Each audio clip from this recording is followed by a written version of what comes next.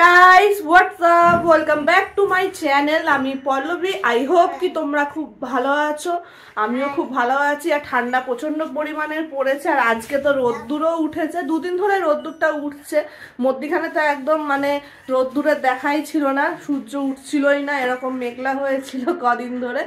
তো উঠে আমাদের চা খাওয়া হয়ে গেছে, আর হাসি এখানে স্কুলে গিয়ে দেখো স্কুল থেকে চলে এসছে।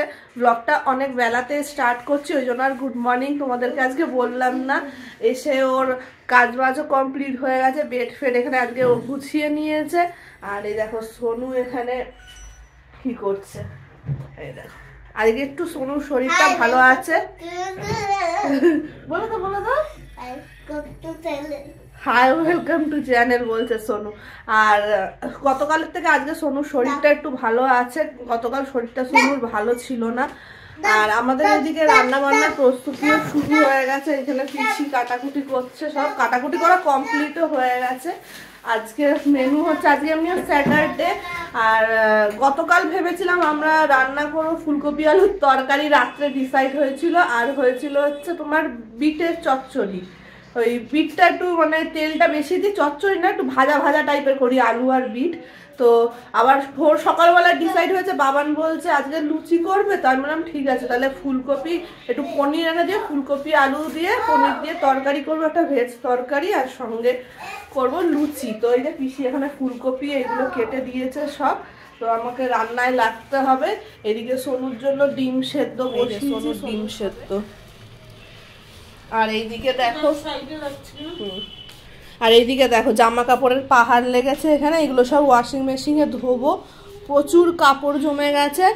দুদিন যদি ওয়াশিং মেশিন চালানো না হয় এরকম কাপড় জমতেই থাকে। দুদিন যদি মানে ওয়াশিং মেশিন না চালানো হয় আমাদের ঘরে এরকমই কাপড়ের একদম স্তূপ হয়ে যায়, কেননা এতজন আমরা ঘরে রয়েছি, সবাইরই জামা কাপড় বেরায়। আর শীতকাল, আমি এখন হাসিকেও বলি যেহেতু ওয়াশিং মেশিনে চালাতে হবে না, আর ওর আজকাল একটু বেশি কাপড় বেরায় ওর, তো সব এখন স্তূপ হয়েছে ওখানে। আর সোনু কদিন ধরে যাই না ঠান্ডায় সারাক্ষণই সব কিছুই পরে রাখি, ঘরে সোয়েট শার্ট পরে থাকে, ফুল প্যান্ট পরে থাকে, পায়ে মোজা পরে থাকে, কি দুষ্টুমি ওইগুলো। ও ফোন দেখতে দেখতে এত ব্যস্ত হয়ে যায়, ওর টয়লেট পেয়ে যায়, ও বলবে না, ও চেপে রেখে দেবে। যখন একদম মানে সেই টয়লেট মানে আর চাপতে পারে না তখন বলবে টয়লেট পেয়েছে। একটু করে প্যান্টটা করে প্যান্টগুলো সব ভিজিয়ে দিচ্ছিল, ওই জন্য প্রচুর ওরও কাপড় বেরিয়েছে, প্যান্ট। আর ফোন দেখছে আর সমানে ওই বুকের কাছে জামাটা নিয়ে মুখে দিয়ে চিবিয়ে জামাগুলো ভিজিয়ে ফেলছে, এরকম করছিল কদিন ধরে। তার কারণে সোনুরও প্রচুর কাপড় বেরিয়েছে। তো চলো আমি যাই এবার, গিয়ে ওয়াশিং মেশিনটা চালিয়ে তারপর ওদিকে রান্না বান্নায় লেগে পড়ি। বাবান গেছে ওয়াশরুমে। তো হাসির এখানে বেড ক্লিন করে আজকে দেখো ঘর ঝাড় দিচ্ছে হাসি। এখানে শনি রবিবারটা দেয়, ও বাকি দিনটা দেয় না, ওর স্কুল থাকে, কেননা সেদিন তখন আমরা বলিও না। খুব যদি না আর্জেন্ট হয় ওকে বলা হয় না স্কুল থেকে এসে সব করতে। যেদিন ওর স্কুল থেকে স্যাটারডে তাড়াতাড়ি আসে আর সানডেটায় বাড়ি থাকে, সেই দুদিন ওকে বলা হয় ঘর ঝাড় দেওয়ার জন্য।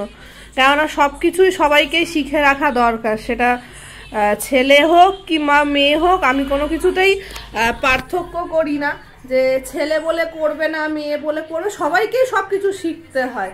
ছোট আস্তে আস্তে বড় হচ্ছে, পড়াশোনা করছে, এরপরে চাকরি বাকরি করতে যদি অন্য কোথাও যেতে হবে, নিজের কাজটা তো নিজেকেই শিখে রাখতে হবে, সেটা ছেলে হোক কি মেয়ে হোক। ওই জন্য সবাইকেই সব কিছু শিখে রাখা দরকার। হয়তো অনেকে ভাবে ও এত ছোট বয়সেই কাজ করাচ্ছ, মেয়েকে দিয়ে ঘর ঝাড় দেওয়া হচ্ছে, সেটা কোনো ব্যাপার না। হ্যাঁ, বাচ্চারা ঘরে সবাই, আমরাও ছোটবেলায় করেছি কাজ, এখন ছোট বড় বলে কোনো ব্যাপার হয় না। সবকিছু সবাইকে আস্তে আস্তে বড় হচ্ছে, 6-এ উঠেছে, নিজেরটা তো নিজে করতে হবে। সবকিছুই দায়িত্ব থাকা দরকার একটা বাচ্চা, শুধু নিজেরটা না। হ্যাঁ, ঘরের কাজও করা দরকার, অল্প অল্প করে সবকিছুই শেখানো দরকার। রিজু আস্তে আস্তে বড় হচ্ছে, ওকে দিয়েও টুকটাক কাজ করাতে হবে, আস্তে আস্তে ওকেও শেখাতে হবে।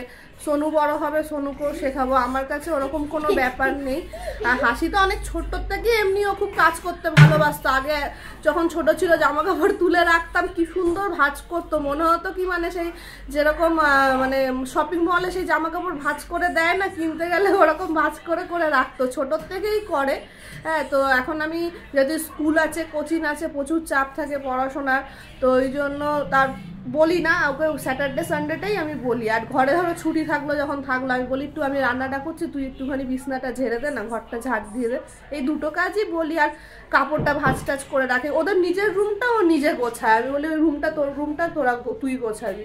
তো এইসবই টুকটাক ওকে দিয়ে করাই। তো চলো এবার আমি ওয়াশিং মেশিনে জামা কাপড় দিয়ে দিয়েছি, এবার যাবো রান্না বান্নার দিকে আর সোনুকে খাওয়াবো। এখন এই কাজই রয়েছে। হাই,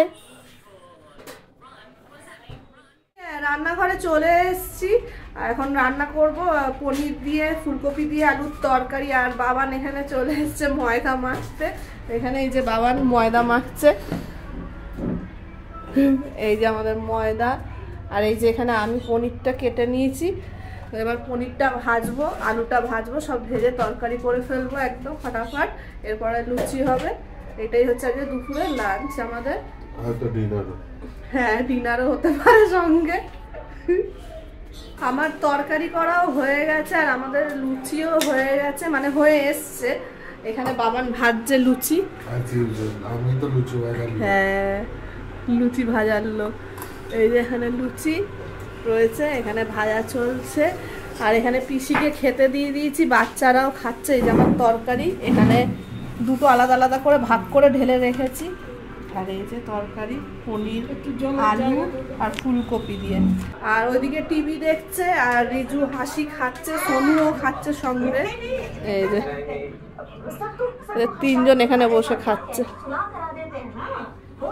আমি আর বাবান খাবো, খেয়ে আবার একটু যাবো মন্দিরে, পুজো দেওয়ার আছে।